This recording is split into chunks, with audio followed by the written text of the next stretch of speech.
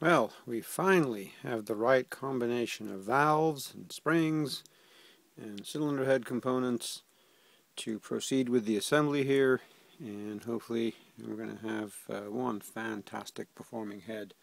Take a look at these valves installed. We mentioned they're just enormous. We've got 1.5 inches nearly on the intakes. They're 1.48s, 1.22s on the exhaust. And you can see the rest of our components lined up here like soldiers.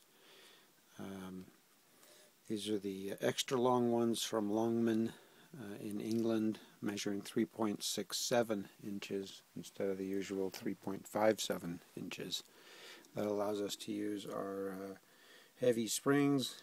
These are an anti-bind design near their full installed length that's recommended to keep the seat pressures and the spring pressures over the top of the cam from being just crazy too high. But this will give us a combination of the big lift that we want, as well as good durability in our valve train. We won't be hitting the stem seals or anything else.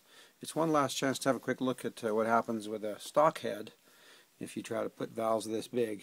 And not great lighting here, but pretty much they touch. You can see that as you get closer in, they're actually overlapping, and that's a no-no. So an advantage to these pierced aluminum heads, really, when you take a bit of time, these things are among the best flowing heads that you can do in this 5-port style. This is for a vintage race car, so we can't really get away with the big cross flows. But this should be about as good as one of these can be with a big bore engine, taking advantage of just huge valves.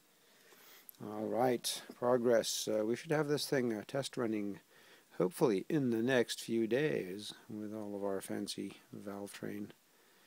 We'll keep the updates coming.